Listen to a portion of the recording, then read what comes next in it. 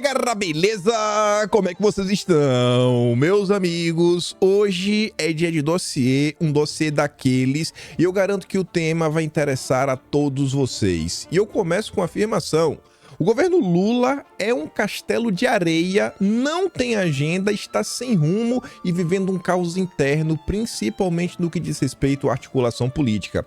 E eu falo isso e eu vou provar para vocês que eu tô falando por A mais B, porque saíram várias notícias extremamente interessantes, não só ontem, como nos últimos dias e até nos últimos meses, que elas se conectam assim de uma forma que começa. Quero mostrar para vocês o editorial do Estadão, onde já começa a colocar o Lula como um dos principais problemas do atual governo, e eu quero explicar para vocês o porquê disso e já mostrar inclusive algumas reações do Congresso diante do que o Lula anda aprontando. Depois eu quero falar com vocês mais especificamente da articulação política do governo, porque serão as notícias que inclusive envolvem partidos da base, não é qualquer partido da base, partido da esquerda, como o PSB, a Globo afirmando que o PSB está cada vez mais distante do PT e mais próximo do Centrão. Além disso, tem algumas coisas que envolvem o Arthur Lira, liberação de emendas, cargos e outras coisinhas que eu acho que a vida do Dilma tá muito pior. Se você achar pouco, terceiro tema, aí eu quero trazer algumas notícias que envolvem o Temer, o Kassab, Lira de novo e só uma pincelada. Até o Rodrigo Pacheco, o político mais vassalo do PT no Brasil, está recalculando sua rota. Porque parece que está colado demais no PT e já está começando a complicar a vida dele. Depois vamos falar do MST, algumas coisas que estão rolando e também a agenda econômica, que basicamente já foi tomada aí pela turma do Centrão. O próprio petista estão preocupados, a imprensa meio que já está acordando por algumas coisinhas. E aí se der tempo, porque era o planejamento, mas acabou sendo tanta coisa. Se der tempo a gente vai comentar sobre o que não deu tempo, comentar no dia de ontem, que também são brigas internas. Marina Silva versus Alexandre Silveira, algumas ideias malucas, Tabata Amaral, algumas coisas que envolvem a SG e a pauta internacional, mas vamos começar. E vejam só. A imprensa já está começando a criticar o Dilma com um tom um pouco mais elevado. Quem vem puxando esse couro é o Estadão. Não é de hoje. A gente vem comentando aqui, sempre mostrando esses editoriais. E aí a Gleisi Hoffmann ontem se mostrou bastante insatisfeita, descontente, né? Ficou chateada, falando assim, ó, é comovente o esforço do Estadão para parecer que ainda tem alguma relevância. Não, Estadão. Seus editoriais raivosos, arrogantes, desinformados e mofados não vão atrapalhar o governo Lula na missão de reconstruir o país. Vira a página que o mundo mudou. Bom, eu acho que o editorial do Estadão, ele tem algum tipo, né, de repercussão e eu não acho que está mofado, porque se tivesse e ele não tivesse nenhuma importância, a Gleisi Hoffmann, a presidente do PT, ela não precisaria vir a público em seu Twitter para criticar. Assim, tá muito direcionado isso. E o que é que o Estadão estava falando? O editorial de ontem fala o seguinte: Lula está atrapalhando o governo. Lembre que na cabeça da imprensa, o governo não é o governo Lula, é o governo da democracia, é o governo da Frente Ampla, que vem sendo traída pelo próprio Lula, que não colocou a galera que eles esperavam, os sociais-democratas, né, a turma do PSDB, né, dar uma posição de um pouco mais de destaque para Simone Tebet. A Marina Silva estão até contentes. Mas vamos lá, qual é a tese do Estadão do editorial de ontem? Eles falam assim, ó, é ocioso esperar que o Lula desça do palanque e enfim saia do modo eleição e entre em modo governo. Uma gama de jornalistas, até a turma da Globo está falando que esse modo de atuação sempre beligerante, sempre raivoso, sempre atacando o Bolsonaro, isso não está ajudando. O Lula não está entendendo que ele não é mais candidato, que ele é presidente da República e suas falas estão causando muito desgaste, assim, de forma absurda. Não só no Brasil, mas também em suas viagens internacionais. Não é só quando ele fala de Bolsonaro. Vocês viram? Vamos falar em números. A pesquisa lá da Quest mostrou que 60% do mundo, né, do mercado financeiro ali, né, a proporção ali na pesquisa, segundo eles, a imagem do Brasil no exterior e do Lula estão piores após os seus discursos. O Lula não está ajudando. O Lula ontem foi humilhado. Ontem não, né? Foi anteontem o Zelensky fez aquele tweet direto, mais uma vez mostrando que o Brasil não tem força para sentar nesse tabuleiro internacional para fazer uma negociação de paz de nada. O Lula tá só aí passeando e só vira notícia o quê? Escândalo. O valor de suas diárias, o valor de sua gravata, suas falas, tá totalmente perdido. Mas vamos continuar. Vale dizer que fale e haja com um tanto mais de responsabilidade. Se isso acontecesse, estar-se-ia diante de um movimento tão espantoso quanto o nascer do sol a oeste.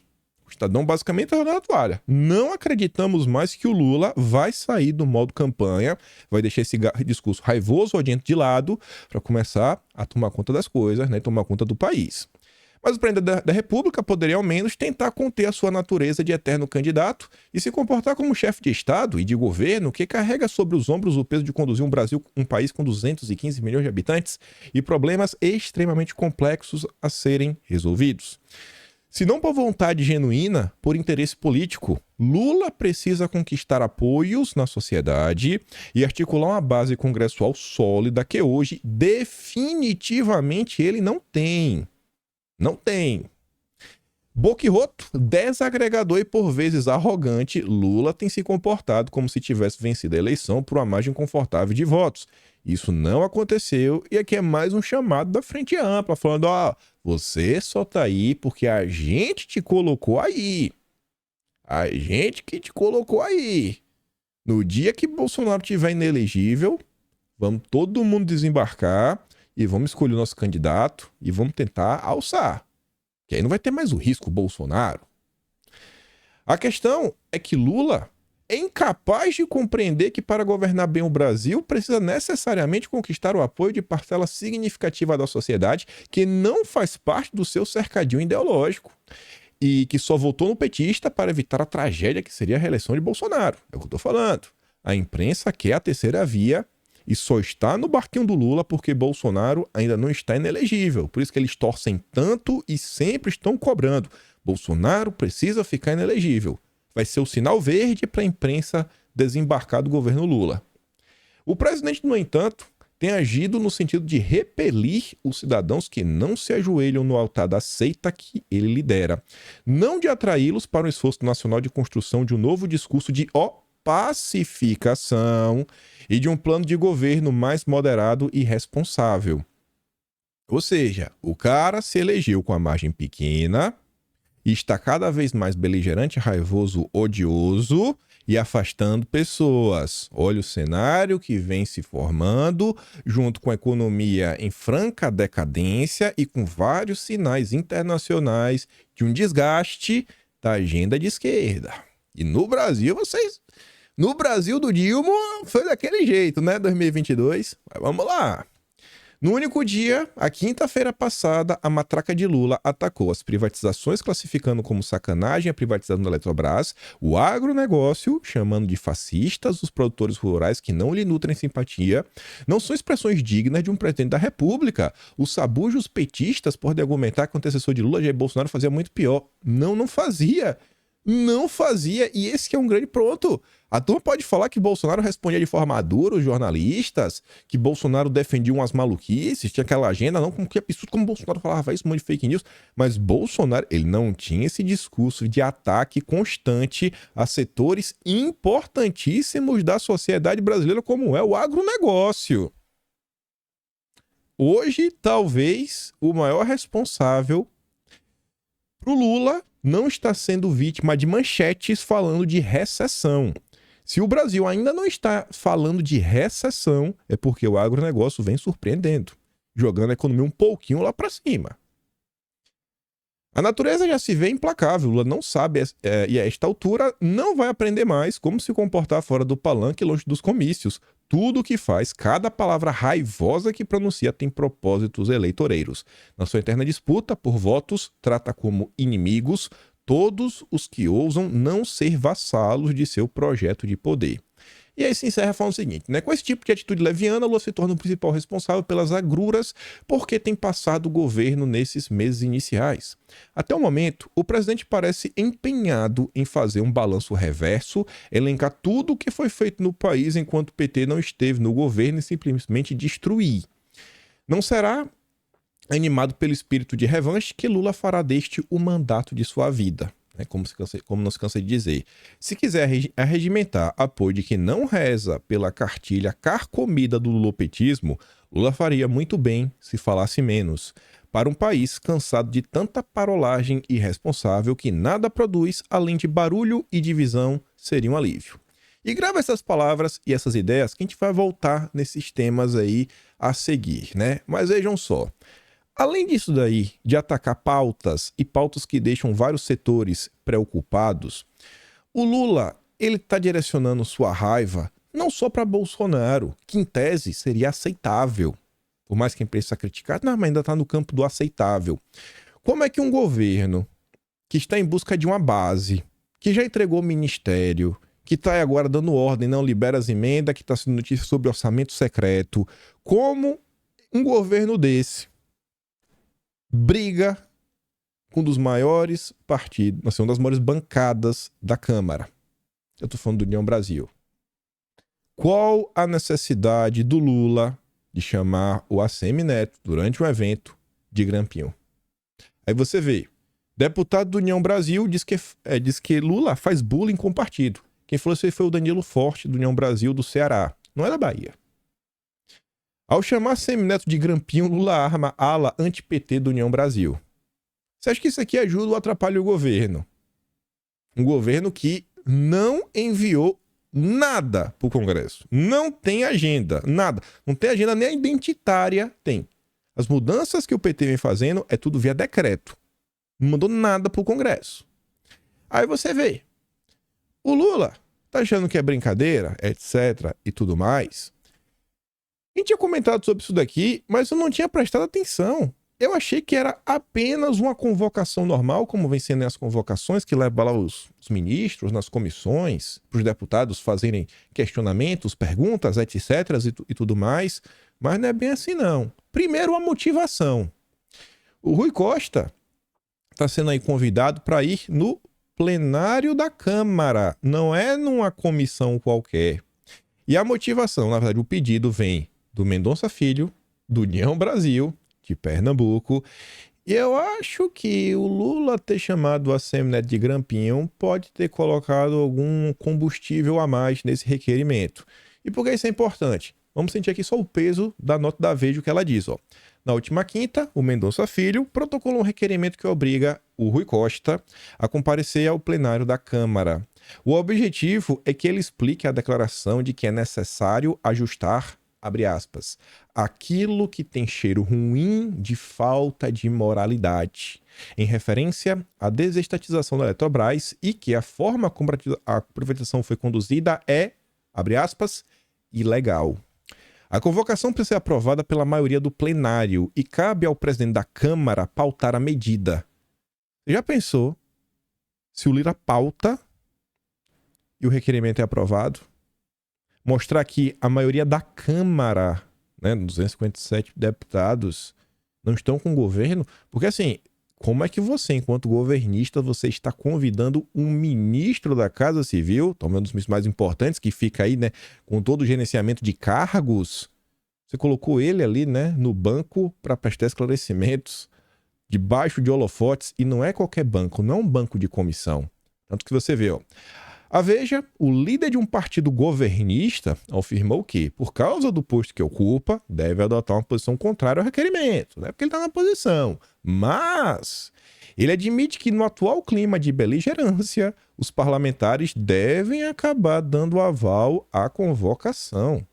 Segundo ele, o próprio Arthur Lira vem demonstrando irritação com os principais articuladores do Planalto. Não é que o Lira vem demonstrando, o Lira falou para o Brasil ver. Primeiro, em março, lá na reunião do negócio lá do comércio, esqueci o nome do lugar, que o Lula não tinha base. Isso aí já doeu.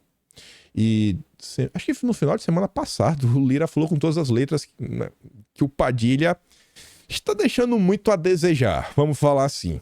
Então não é qualquer fala, né? Tá bem claro. A ida de ministros ao Congresso é comum dentro das comissões. Como tem sido o Flávio Dino, Comissão de Fiscalização e Controle, Comissão de Segurança Pública, com um número reduzido de parlamentares e menor foco de atenção.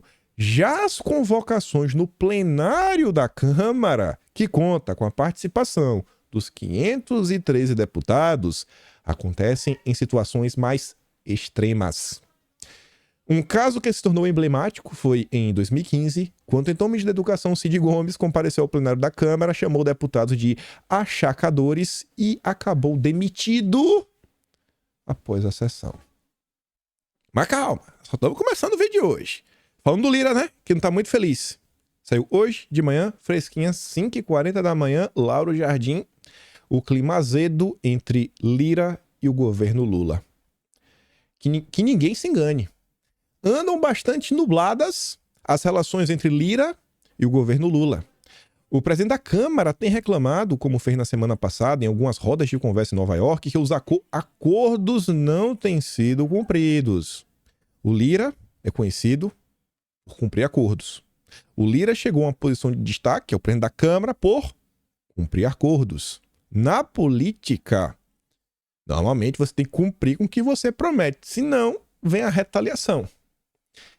Ele reserva especial irritação quando cita Rui Costa. Rui Costa, hein? Eita, rapaz! Esse Rui Costa aí quer levar pro plenário, que em conversa recente teria dito que compromissos a gente cumpre quando dá. Lula ouviu a afirmação e calou-se, segundo o relato. Mas não se enganem, a insatisfação não é só com Rui Costa. E aí vamos olhar nisso aqui, ó.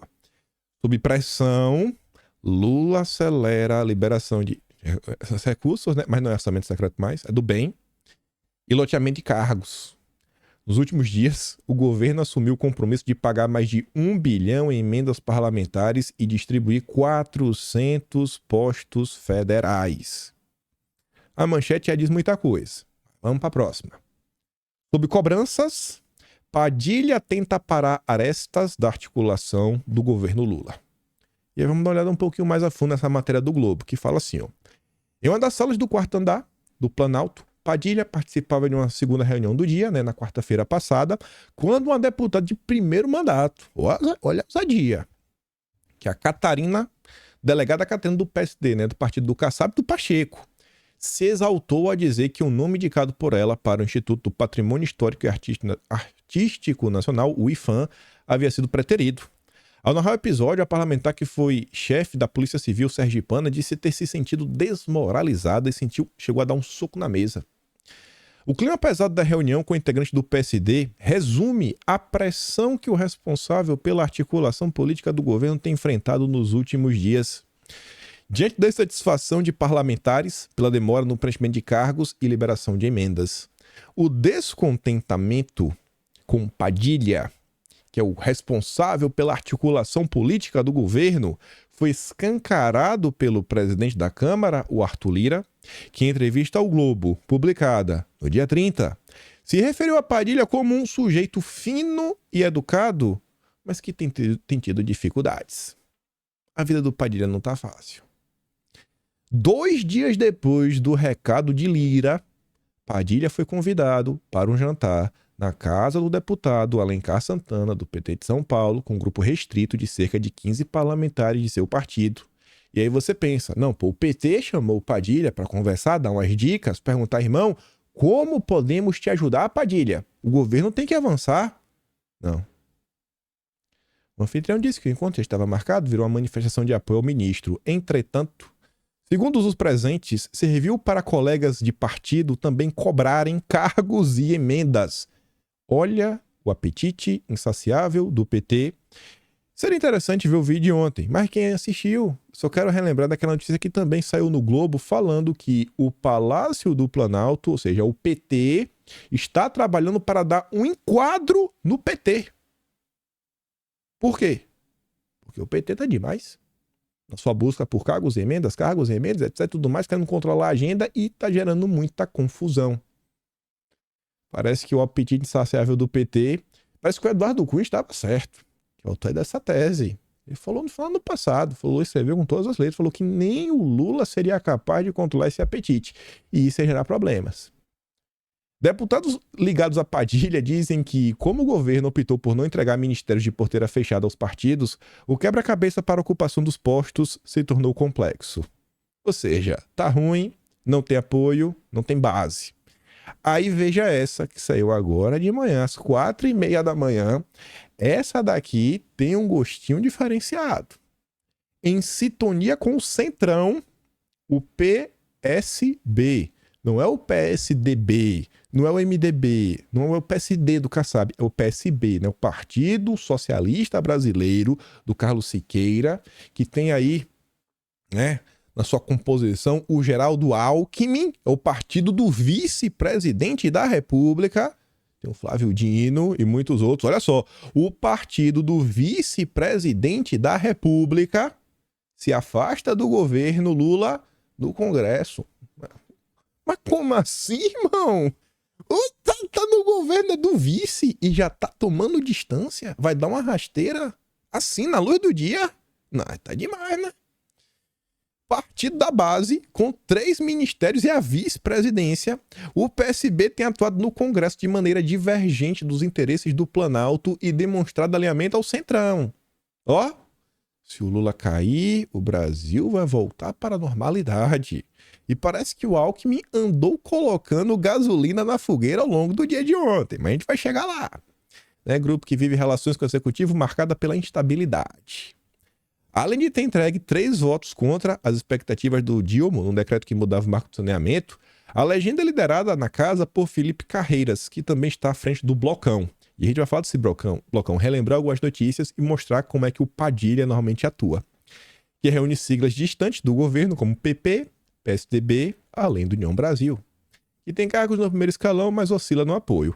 Carreiras, que é próximo ao Lira, já prepara uma nova derrota ao Executivo. É dele o requerimento que acelerou a votação, que pode derrubar a exigência de vistos para cidadãos de outros países, como Estados Unidos, visitarem o Brasil. Você lembra que o governo Dilma, no decreto, falou: vai ter que cobrar, vai cobrar visto de novo. O Carreiras aí vai dar a rasteirinha. O posicionamento do PSB, do vice, do Alckmin, né, já gera cobranças. A Gleisi Hoffmann, que criticou a entrada do PSB em um bloco composicionistas, disse após reunião com integrantes do partido que quem está no governo tem que estar com o governo. Para Lindenberg Faria, teria sido correto puxar o partido para um bloco com o PT. E o PT está meio que isolado, né? Você vê como é o bloco? É isso daí. Tem 174 deputados, se eu não estou enganado. O segundo maior bloco é o Centrinho Democrático, que é o MDB, o PSD do Kassab, o Republicanos e mais uns 2, 3 partidos ali menorzinho. Depois você tem o PL, com 99, e depois sobrou o PT. Os seus partidos satélites, né, micro, né, tem ali o PCdoB, PV, né, aqueles partidos assim, rede. Não, o pessoal tá ali, mas daquele jeito, o pessoal que não tá muito disposto a ajudar, tá pensando mais neles, na agenda progressista, na agenda woke. Então o PT tá meio que começando a se isolar, né? A galera falou, ó, não fazemos parte dessa confusão, somos democratas. E a gente tem que voltar aqui um pouco no tempo. Esse vídeo, inclusive, eu posso até falar, né? Ele é patrocinado por quem assina o Atlas Brasileiro, porque se não fosse vocês que estão assinando esse projeto, eu não ia ter o trabalho de estar organizando as notícias e não estar com as informações frescas na minha mente. Isso daqui é de que eu estou ajeitando já do Atlas de abril, né? O de março sai agora segunda-feira, dia 15. Então, muito obrigado a todos vocês que vêm me ajudando aí a organizar muita coisa ao longo do processo. Sobre esse final da matéria, que fala da Gleisi Hoffmann, 12 de abril, um mês atrás. A horas da formação do bloco de Lira, Gleisi tenta demover PDT e PSB. Parece que a Gleisi sentia o cheiro de problema. Não façam isso. Não façam, pelo amor de Deus. Pensem no Lula. O presidente do PT procurou dirigentes dos partidos de centro-esquerda para formar um grupo paralelo na Câmara. E não deu certo, hein? Não deu certo, hein? Aí vamos voltar também no tempo aqui de novo, mais uma vez, dia 12 de abril. Olha essas duas notas. Parece que agora dá para ver que a Veja estava mentindo. Porque no mesmo dia E no mesmo horário, basicamente, né? Uma foi às 4h03 da tarde e a outra foi às 4h25. A Veja falava assim, que blocão de Lira começa piscando ao Planalto. E por que começava piscando? Segundo a tese da Veja, não, olha só, começou piscando. Vão colocar ali pra liderar um cara do PSB, o partido do Alckmin, Felipe Carreiras. Ué, mas o cara tá jogando contra.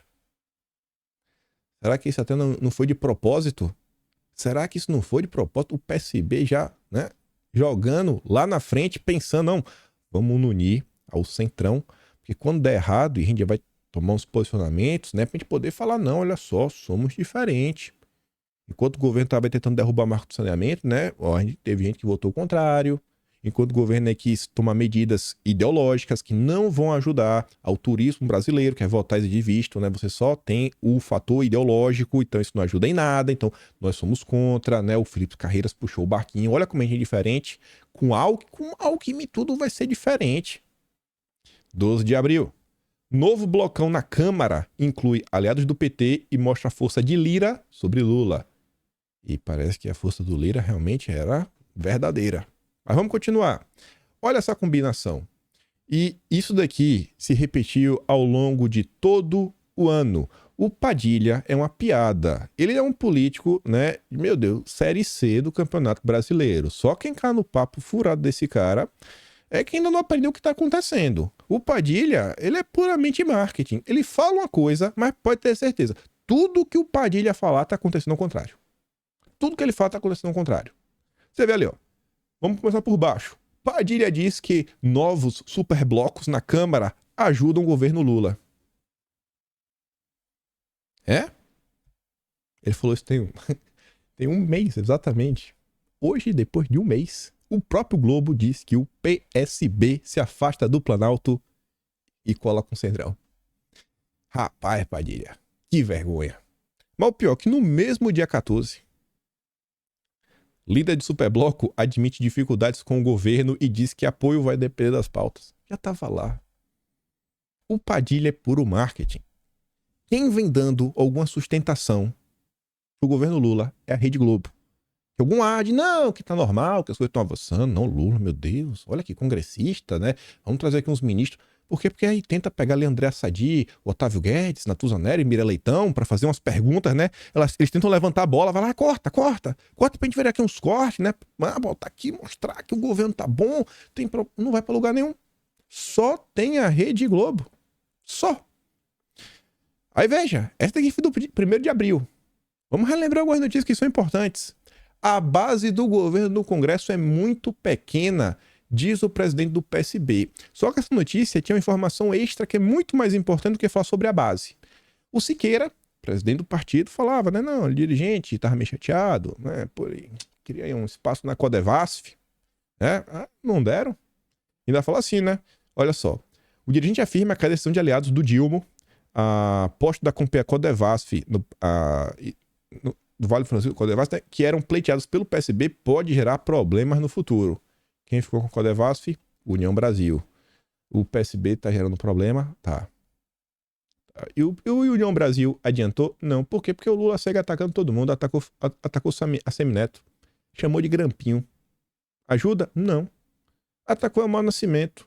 Ajudou alguma coisa? Também não. E o Amaro Nascimento fez o quê? Desceu a bolacha no governo aí, em entrevista, umas 2, 3 já. Mas vamos à parte que interessa. Nessa entrevista do Carlos Siqueira, o presidente do PSB, o jornalista fazia 2 perguntas, que é a seguinte, né? O PSB negocia uma federação com PDT e Solidariedade. O que falta para a união acontecer? E ele falava assim, ó, há uma boa vontade de firmar esse acordo já para 2024. É praticamente impossível que um partido médio ou pequeno sobreviva sem integrar uma federação. Então vamos ter que fazer aqui uma certa união na esquerda. Mas por que não se junta com o PT? E aí pergunta. O PSB integra a base do governo federal. Ao formar a federação, pode-se dizer que se distancia da órbita do PT? E aí o que ele disse? Nós nunca estivemos na órbita do PT ao longo da nossa vida. Apoiamos o PT quando achamos necessário. Somos um partido com autonomia e apoiamos o Dilma por achar que a democracia segue em risco. É momentâneo. A democracia, quando ela estiver segura, a gente não precisa apoiar o Dilma mais. Não precisa, não precisa. Quem sabe até a gente tira o Dilma e coloca o Alckmin. Pra ficar ainda mais interessante, esse daqui vai estar no Atlas de março. Amanhã, segunda-feira, vai estar disponível. União contra o PT. E não é União Brasil.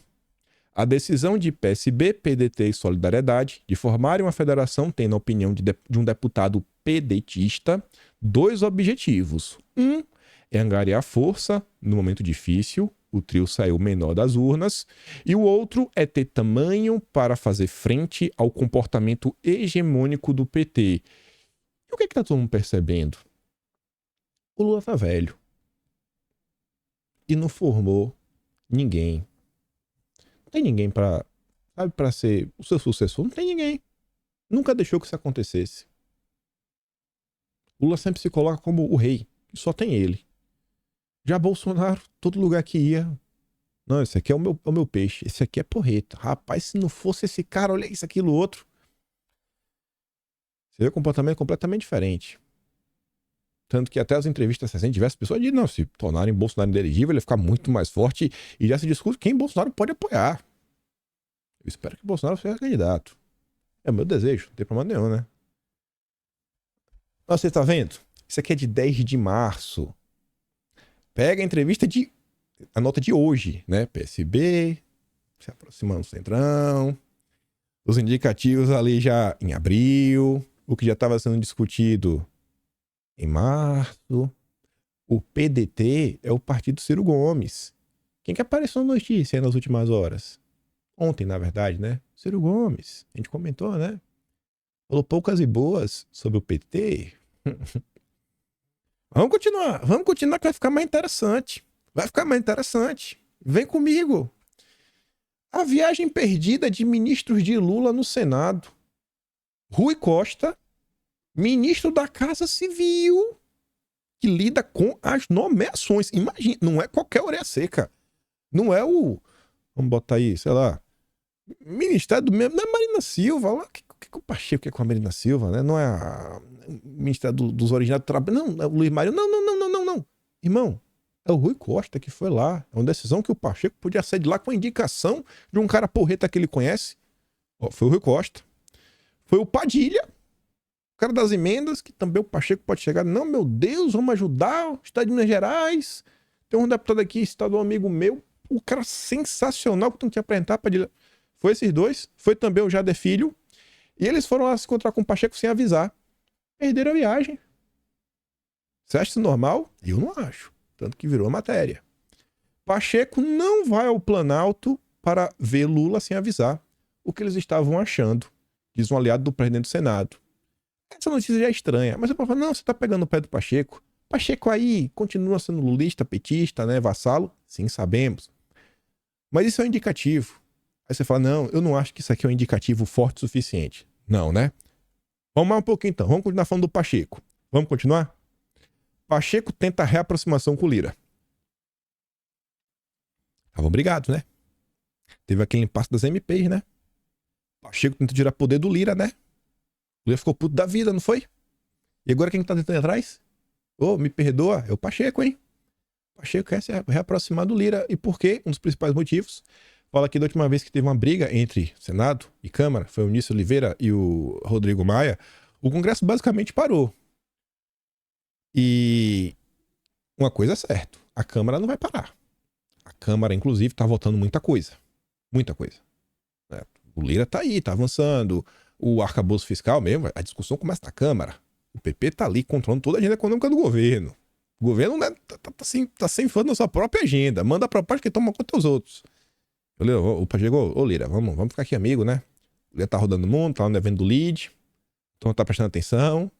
O mercado financeiro, olha só que interessante. Você vê, tem um banco no Brasil. Rapaz, é uma coincidência a quantidade de... Sabe, a proximidade que esse banco às vezes tem com o PP é uma coisa sensacional. Mas é bonito de ver. E você vê o mercado financeiro querendo apresentar umas propostas para arcabouço fiscal. E você vê quem vem mandando meio que no pedaço é o Lira, né? O Pacheco falou, pô, Lira, vamos ser amigo. Eu não quero ficar de fora dessa brincadeira. Eu não quero ser mal visto. Aí você fala, isso aqui, mas será que é só isso? Às vezes é só o Pacheco que realmente quer ir tentar ajudar, né? Pra não prejudicar o Lula.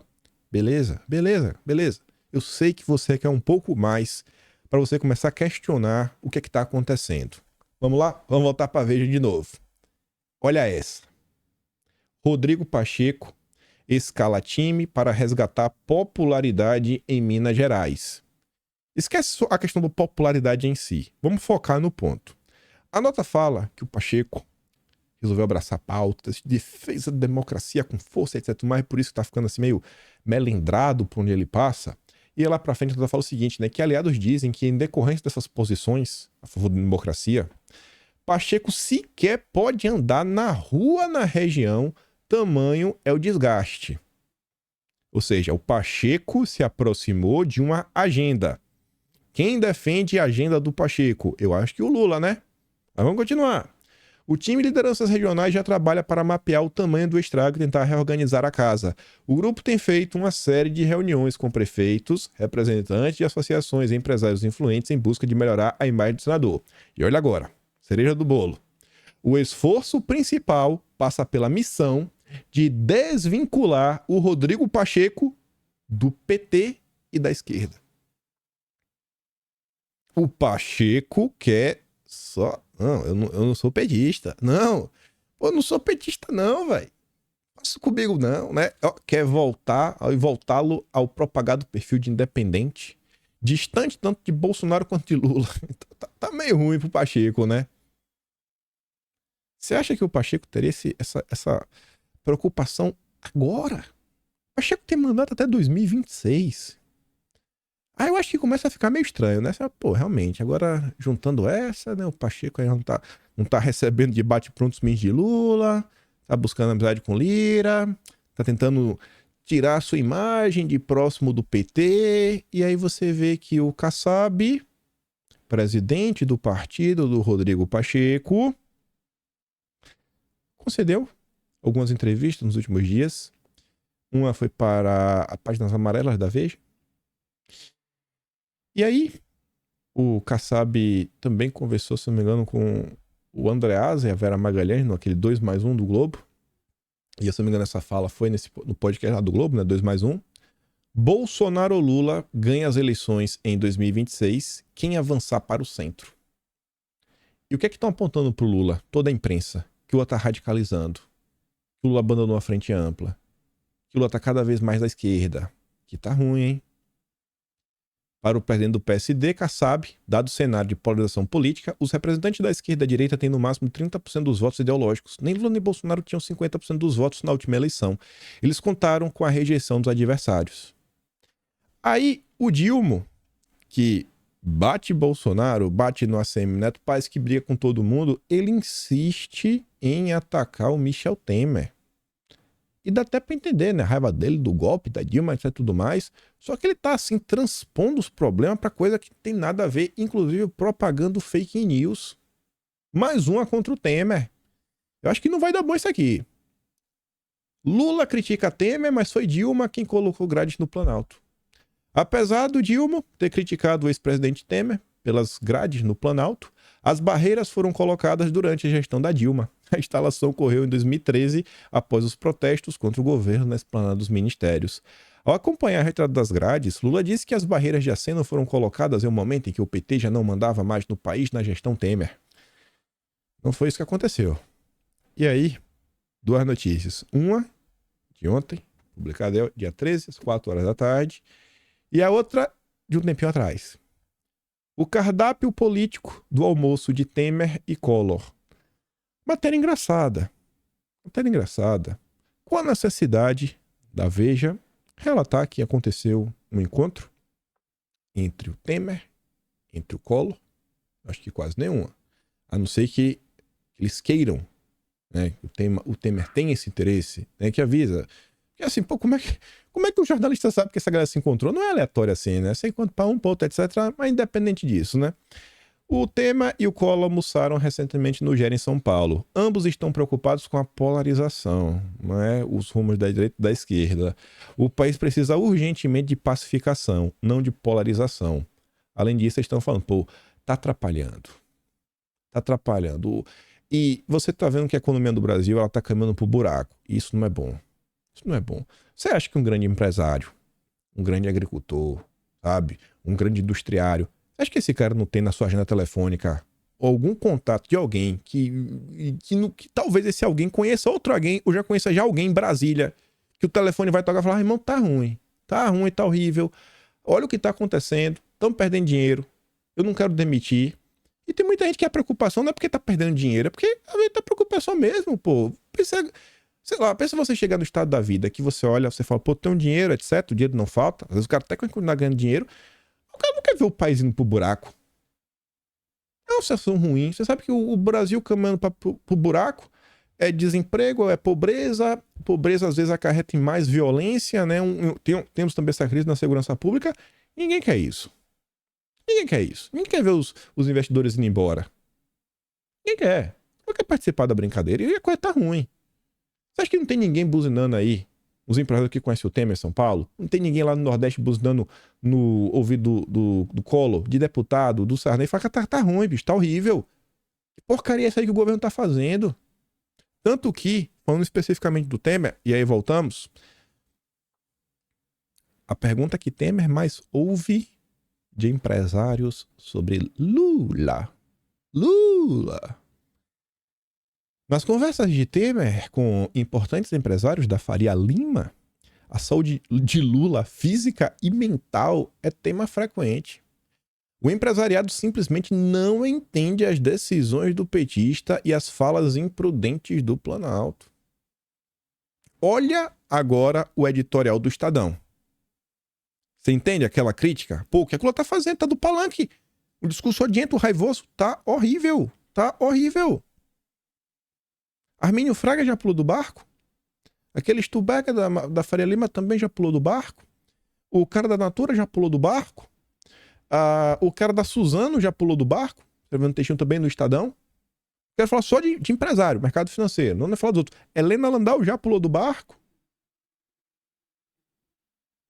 Tá muito pior do que eles planejavam. Muito pior. Eles achavam que iam conseguir um espaço ali no governo, na frente ampla. E deu muito errado. Muito errado. Mas fica pior.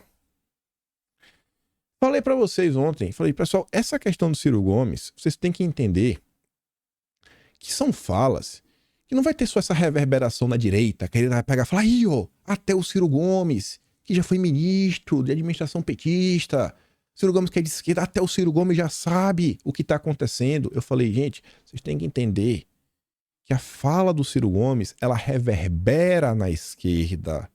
A bolha da esquerda comenta sobre o que o Ciro Gomes está falando.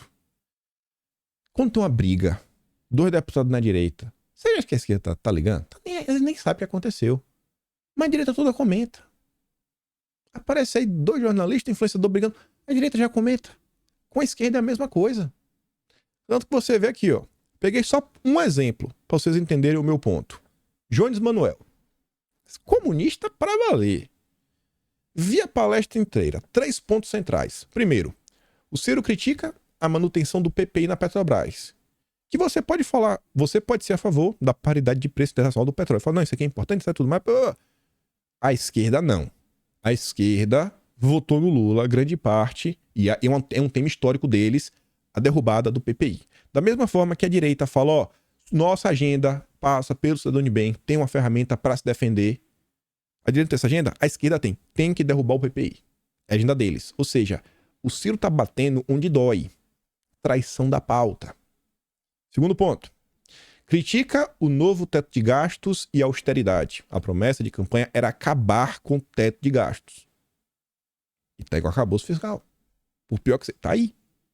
O Ciro bateu onde dói de novo. Terceiro. Critica ao jogo de cena contra Campos Neto. Jogo de cena, o que ele tá falando é um bode expiatório. Se o Lula quiser, ele demitia. Ele não demite porque ele precisa de alguém para colocar a culpa do fracasso. Aí depois ele tá falando o seguinte, ó, todo mundo sabe e fala que Lula não quer demitir o Campos Neto. Todo mundo sabe na esquerda, porque essas discussões já estão acontecendo. E muito menos acabar com a autonomia do Banco Central. Isso é verdade ou mentira? São críticas pertinentes ou não? Ciro fala muita besteira em temas como identitarismo. Foi outro ponto que o Ciro bateu. Falou, ó, a esquerda está se perdendo. A grande ponto da parte do Ciro é 1 hora e 57 minutos, 51, 57 minutos. Ele fala do desemprego, ele fala da queda do PIB, ele fala das questões econômicas, como isso daí foi o ovo que gerou o Bolsonaro. Bolsonaro foi gerado no voto. Ou a esquerda acorda, ou vai, ele fala que vai vir uma direita menos caricata. Eu não acho nem que Bolsonaro é o caricato. O problema, a meu ver, posso estar errado, mas, cara, como os satélites de Bolsonaro geraram problemas para ele. Satélites que eu digo, às vezes influenciadores, jornalistas, principalmente deputados. Quantas e quantas vezes alguém não resolvia, né, fazer alguma coisa e depois colocavam na conta de Bolsonaro? Meu amigo. Não foi poucas vezes não, viu? Tanto que você vê. Vamos pegar um político, Tarcísio. Olha, a rejeição do Tarcísio é muito menor. Por quê? Porque as pessoas, né, não veem o Tarcísio como um bolsonarista, né? Não, o Tarcísio não tá naquele grupo ali daqueles malucos, etc, tudo mais, né? Falando de alguns deputados que tem na direita.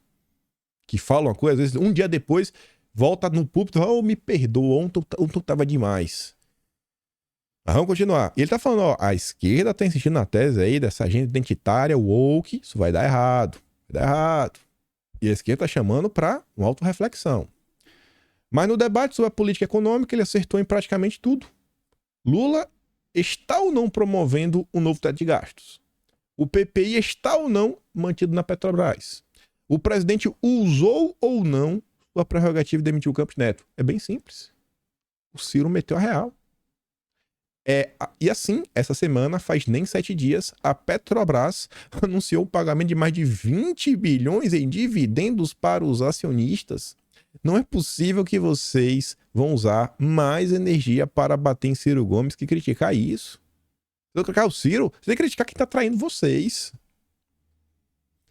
Isso aqui não é a primeira. Quem leu o Atlas de Janeiro, as brigas já estão lá, críticas principalmente à agenda internacional.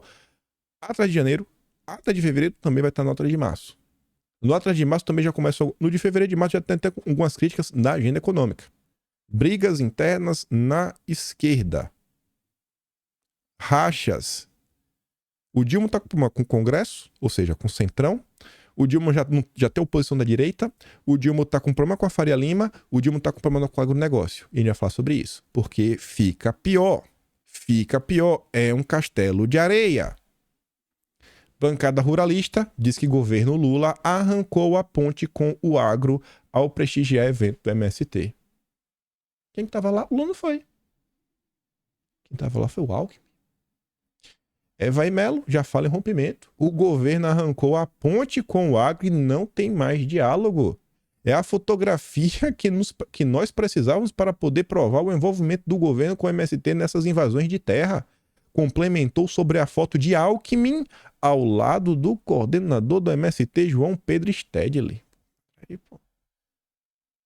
Será que o Alckmin achou que ia ser de boa? Gente, esse Alckmin tá demais. Ele foi pra colocar lenha na fogueira. Alckmin, como você fez isso? O Alckmin do PSB, que já tá se aproximando do Centrão.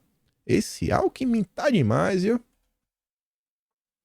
Alckmin é chamado de guerreiro do povo brasileiro em feira do MST. O Haddad vira garoto propaganda. No meio do caos das invasões de terra. O Alckmin diz que a relação com o governo com o MST não mudou. Esse Alckmin tá demais, viu? E que você pense de cautela. O Alckmin sai em defesa do MST. O Alckmin, que até então, a força do Alckmin em São Paulo, você perguntar pra galera de São Paulo, tá meio que no interior. Exatamente nessas regiões aí mais ligadas ao agro. Alckmin, esse seu posicionamento tá estranho, viu? Tá parecendo que você quer colocar a lenha na fogueira. Alckmin afirmou que a relação do Dilma com o MST não mudou mesmo após as ocupações do Abril Vermelho. Eu acho que o Alckmin tá jogando contra. O vice-presidente também se mostrou cauteloso em relação à CPI que será instaurada na Câmara dos Deputados. Eu sou muito cauteloso com essa história de CPI. Nós precisamos de mais Montesquieu, filósofo francês que idealizou a separação dos poderes, e menos Conan Doyle, escritor escocês e autor dos livros do detetive Sherlock Holmes, afinetou Alckmin. O trabalho do legislativo é legiferante, não é policialesco. O Alckmin está acusando o legislativo de, né, transgredir as suas atribuições. Tá falando de separação dos 3 poderes? Não tá passando do ponto? né? Tá querendo investigar tudo? Pô. A Alckmin, é função do Legislativo abrir uma CPI, Alckmin. Eu não sei, eu acho que o Alckmin tá jogando conta de propósito. Aí você vê, a turma tá querendo reduzir um pouco a temperatura, porque tá ruim, gente. Não tá bom. Não acho, tem aqueles sádicos, um ou outro aí pelo Brasil, mas a maioria tá meio incomodada. Aí você vê, olha o que o MST tá fazendo. O MST até a Suzano já invadiu o cara que fez campanha pro Lula, cartinha da democracia. Aí você vê aqui, ó, feira do MST tem simulação de cela da papuda com bolsonaristas. Você acha que isso aqui ajuda ou atrapalha? Você acha que aqui tem ou não tem relação? O povo fica mais ou com menos raiva? Será que isso aqui vai dar errado? Mas deixa lá, né? Estão achando que é aí que vão seguir a coisa. O governo pode dar certo? Pode dar, mas eu acho que tá meio ruim. Aí você vê. Eu nunca vi na história desse país uma indicação para uma diretoria do Banco Central virar notícia no Brasil todo mundo comentar e tem foto pro cara, o cara vai pra evento e virar notícia. O que é que tá acontecendo? Virou o quê? Personagem político agora. Galípolo a praça MST, mas como assim, irmão? O que é que tá acontecendo? Eu nunca vi isso daqui, eu nunca vi um cara pra esse cargo virar tanta notícia, normalmente assim, sei lá, normalmente sai aquela notinha assim, né? Lauro Jardim, bastidor, não sei quem, vai ter ali as nomeações da agência reguladora, tal, fulano, papapá, tal pessoa tá chancelando esse nome, tal pessoa tá chancelando aquele outro nome e vai ser nomeado. E nem se discute se vai, se não vai passar na sabatina. Mas tá um negócio interessante. Aí você vê, Ciro Nogueira, não é aleatório. Matéria que a gente comentou no vídeo ontem, que foi inclusive de abril. O governo está, assim, tá chateado, né? Tá bem satisfeito com o PP coordenando a agenda econômica. Aí ela vem, você vê, Galípolo, vai ser a indicação do Banco Central, assumiu até um cargo agora no Banco do Brasil. Vai passar para o Sebastião no Senado. Aí vem o senador Ciro Nogueira, do PP, que o PT está satisfeito, então aí ele já emplacou o peixe dele no arcabouço fiscal. A autoridade monetária em nenhum lugar do mundo pode ser ligada a qualquer ideologia, ainda mais a movimento que comete crimes de invasão de terras. O indicado do PT para o Banco Central emite um sinal assustador de desconfiança e desapego às normas ao abraçar MST. Péssimo. Você acha que esse tweet do Ciro Nogueira, isso é o que está para o público, mas você acha que esse tweet não circula? E o privado? E a conversinha? Você acha que isso aqui não incomoda o mercado? Negociação de relatório do arcabouço pode ser um desastre, diz um petista. Mas como assim ser um desastre? O Lindenberg faria. Para ele é o seguinte, a tramitação do arcabouço pode ser um desastre se o governo não negociar o relatório de maneira mais firme. Ou seja, o Centrão tomar conta, ou seja, o PP, junto com o mercado, fazer o que eles quiserem. O governo e o PT têm que entrar de maneira mais firme para negociar o relatório do arcabouço fiscal. Ou seja, o relatório com o Cajado, que é do PP, escolhido pelo Ciro Nogueira. Do jeito que está, pode ser um desastre. Mas por quê? Porque não vai ser do jeito que o PT quer. O PT não consegue nem enviar a proposta para ser votada que já foi desidratada no relatório. Ele fala assim, não, botou em votação. Aí chegou ali no plenário. Aí quando chegou no plenário, teve lá umas emendas, uns destaques. Não, já perdeu no relatório. Foi isso. Tá bom, né? Fazer o quê? Ontem eu falei pra vocês, falei, pô, isso é uma nota aí da Glaze criticando o Cajado. Eu falei que foi no Globo não, foi no Antagonista. E o vigilante é meio verde, eu fiquei assim meio coisa, mas não sei. A Glaze falando aí que é um absurdo que se o Cajado resolver ouvir aí as indicações por arcabouço fiscal vindas do mercado, ele estará atuando contra o Brasil. Aí vem o Lindenberg, namorado da Glaze, fala a mesma coisa, né? Fala, pô, o PT tem que fazer alguma coisa. Olha o PT e seu petite é guloso, né? Não, meu Deus do céu. Lula, aqui é só para relembrar uma matéria. E aí vocês ficam no questionamento. Será que a turma do mercado vai continuar na insistência? A galera já tá desembarcando. Aqui é só uma para vocês verem, né? Como a imprensa fez questão de criar uma aura em torno do Lula que todo mundo sabia que era mentira. Lula respeitará teto, mesmo que fale em extingui-lo, prevê economistas da Faria Lima. Isso aqui foi de 12 de maio de 2022. 1 ano e 2 dias atrás. Eu vi essa nota porque aquele médico Francisco, acho que é Francisco Cardoso, na dúvida.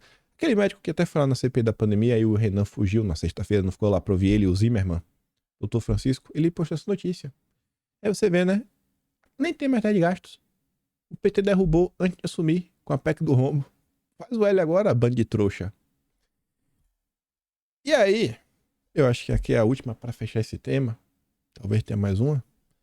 Lula ameniza o tom, mas as pautas petistas são só questão de tempo e oportunidade. E quem tá falando isso é quem defende o Lula. Dia sim, dia também. Eliane Cantanhede. Só o último parágrafo da nota. Essa é o último parágrafo da nota. O encerramento, a conclusão. São recursos táticos e não vai se falar por um tempo em mexer nas reformas administrativas e previdenciária, nem na Eletrobras. Mas isso não quer dizer que Lula desistiu e essas pautas sumiram. A própria ocupação sutil do Banco Central já começou. Perceba que o PT começa uma campanha de marketing em torno da nomeação do Galípolo. É o nome da moderação. Começa com o nome da moderação.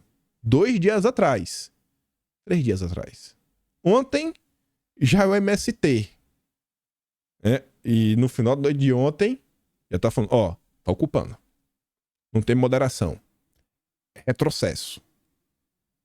A aura do moderado, do diálogo, de um cara pró-mercado, caiu por terra em 3 dias, que é o Gabriel Galípolo. Junto com as discussões sobre meta de inflação, e o resto é só questão de oportunidade. Eliane Cantanhede escreveu isso, né? Acho que é o primeiro texto assim, mais duro, porque ela sempre vai dando a segunda chance, terceira chance, quarta chance, quinta chance, 20ª, 100ª chance pro Lula. Agora, eu acho que é o primeiro texto crítico dela. Crítico pra valer. Fala, deu ruim, galera. Deu ruim. E agora? O que é que o Brasil vai fazer? Não acabou não, lembro que botei aqui uma notícia. Você sentiu drama, Montadoras paradas. Ao menos 13 fábricas tiveram paralisações neste ano. E não é uma paralisação comum. Você vê aqui, Anfavea. Presidente da Anfavea, né? Que é Associação Nacional dos Fabricantes de Veículos Automotivos. É das montadoras. Esqueci agora qual é a sigla. Nesses 3 primeiros meses, tivemos algo semelhante às paradas verificadas no início de 2022. A diferença é que no ano passado o motivo era somente a falta de componentes. Você viu, não tá faltando coisa. E não é culpa do Brasil, é culpa do mundo. O crédito de semicondutores. Enquanto agora, 2023, no governo Lula, já há outros fatores provocando férias coletivas, como o resfriamento da demanda. A perda do poder de compra dos brasileiros. As pessoas não estão conseguindo comprar. Abril teve produção menor que o ano anterior. Segundo a Anfavea, o total de unidades produzidas foi 3,9% menor que o ano anterior. Além disso, houve uma queda para as exportações durante o mês. Grandes empresas impulsionam onda de recuperação judicial no país. As grandes impulsionam, mas as pequenas e microempresas também estão falindo. É o início da nota falando sobre isso. Mas eu coloquei para poder botar a manchete aqui. Mostrar que o caos não é só econômico. Amapá decreta emergência na saúde. Amapá, o estado pelo qual o Alcolumbre foi eleito e o Randolfo Rodrigues também. E aí? Deu ruim, né? 5 meses. Já tá virando Venezuela ou ainda tá... ou ainda não virou Argentina? Já virou Argentina? Já tá Venezuela ou ainda estamos no processo da Argentina? A busca por blindagem de carros está aumentando. Apesar do preço muito alto. Por que será, né? Um país onde se ganha pouco, se gasta muito e se gasta com coisa que não deveria gastar. Nenhum ser humano deveria blindar o carro. Isso não deveria ser necessário. Talvez no presidente da República. Talvez. Nenhum ser humano deveria ter 2 celulares. Não porque é um do trabalho, um de casa, ou porque é o segundo número. Não. Porque um é pro cara da cervejinha. Porque se alguém for roubar no ônibus, dá o velho. Nenhum cidadão devia ter isso. Nenhum cidadão deveria colocar o filho na escola particular porque tem medo do que ele vai aprender na escola pública. Ou porque tem medo do ambiente, da região, etc. Tudo mais. Que muitas vezes é o que acontece no Brasil. O cara vai colocar e falar, não, pô, eu quero um a mais. Só isso. Porque a escola pública é boa. E o que a gente tá vendo é tudo o oposto acontecer. E não tem nenhum indicativo, não se discute segurança pública, não se discute e assim, o problema está aumentando, não se discute as questões sérias de saúde. Vê o que é que eles estão batendo na tecla, é só pauta woke identitária? Não, porque tem que ter aceitação, não. É ministro dos direitos humanos indo falar de legalização. Não, minha opinião particular, eu sou a favor. Quem quer saber a tua opinião particular? A tua opinião é do governo, tu é ministro. É o tipo de discussão que está colocado na mesa. A meu ver, se em 2018 a população estava puta da vida e aquela pauta anticorrupção ela teve força junto com a pauta moral de reestruturação do Brasil e que nesse ponto, eu acho que assim, podem criticar Bolsonaro por diversas coisas, mas eu acho que em 4 anos, se tiver que colocar uma espécie de marco de Bolsonaro, eu acho que Bolsonaro, o marco foi realmente os marcos regulatórios. Eu acho que o governo Bolsonaro pode falar, pô, faltou um projeto maior de desenvolvimento industrial, disso, daquilo, outro. Então a gente pode discutir isso daí. Agora o governo Bolsonaro, ele pega aquele país do caos, daquele processo do pós, que a gente também pode discutir se a Lava Jato foi além, não foi além, se o Moro agiu do jeito certo, agiu do jeito errado, mas uma coisa que não tem como discutir é o seguinte, teve roubo. Enquanto não assumir que o Brasil chegou naquela posição por causa da corrupção, meu irmão, se eu ficar batendo na tecla de maluquice. Ah, vocês estão passando pano para corrupção. A causa é a corrupção. Depois a gente pode botar os problemas. Se não tivesse roubado, não tinha acontecido aquilo lá. A turma tava puto da vida. O governo Bolsonaro vem, reestrutura. A reestruturação, ela aconteceu. Marco do saneamento, marco do gás, marco das ferrovias, marco da cabotagem, marco da liberdade econômica, né? Diversos tipos de lei para organizar o meio de campo, trazer investimento, melhorar o ambiente, facilitar a vida para o empresariado, gerar emprego. A coisa foi indo. Foi indo. Junto com isso, um discurso os valores, tem que voltar, tá horrível. Eu acho que 2024, 2026, esse discurso do valor, ele vai continuar, porque é Globo empurrando conteúdo que grande parte da população discorda, Netflix, todas essas plataformas, cinema, a própria esquerda que tem no poder, isso vai continuar. E em paralelo a isso, eu acho que as questões econômicas vai ocupar o que no passado foi essa pauta anticorrupção.